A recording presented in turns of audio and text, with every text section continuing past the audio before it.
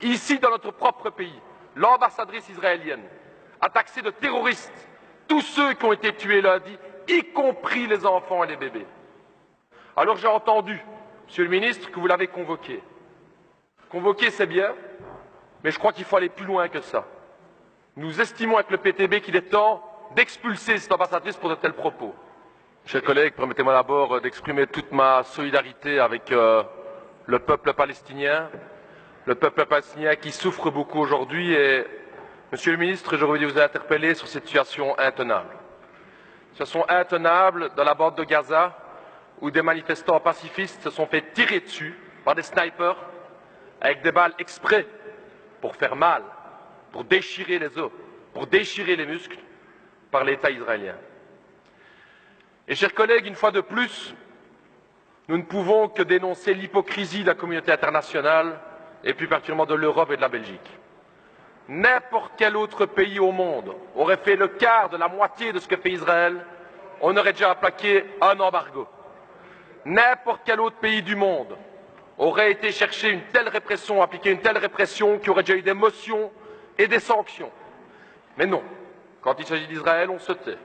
Quand il s'agit d'Israël, on fait quelques déclarations, mais surtout, aucune sanction. Pourquoi ce deux poids, deux mesures? Pourquoi tellement intervenir contre les autres pays et jamais prendre des sanctions contre Israël?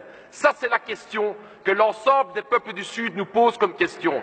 Pourquoi cette hypocrisie? Ici, dans notre propre pays, l'ambassadrice israélienne a taxé de terroristes tous ceux qui ont été tués lundi, y compris les enfants et les bébés. Alors j'ai entendu, Monsieur le ministre, que vous l'avez convoqué. Convoquer, c'est bien, mais je crois qu'il faut aller plus loin que ça. Nous estimons avec le PTB qu'il est temps d'expulser cette ambassadrice pour de tels propos. Lorsque le peuple sud-africain se battait pour l'égalité des droits, ils sont battus contre l'apartheid, comme l'apartheid aujourd'hui existe en Israël. Seules des sanctions internationales et la lutte du peuple sud-africain ont permis de lever l'apartheid dans ce pays. Il n'y a pas d'égalité entre le colonisé et le colonisateur, comme il n'y avait pas d'égalité entre le peuple noir en Afrique du Sud et l'État sud-africain. C'est ça la question, c'est ça l'hypocrisie dans laquelle on est. Il n'y a pas deux côtés à voir. Il est temps de prendre parti. Et prendre parti, vous le savez tous ici, et c'est ça l'hypocrisie du côté des partis de droite, c'est que Israël n'entendra aucun autre message que la pression économique ou la pression militaire, mais vous le savez très bien, maintenant qu'ils ont l'appui des États-Unis, ils s'en foutent complètement des petites déclarations, vous le savez. Et c'est ça qui est hypocrite, un petit fax qu'on envoie, une petite convocation. Il est temps de prendre des mesures aujourd'hui, parce qu'il y a un peuple palestinien dans la bande de Gaza. 95% de l'eau n'est pas potable. Que ferions-nous? Que ferions-nous si nous étions là?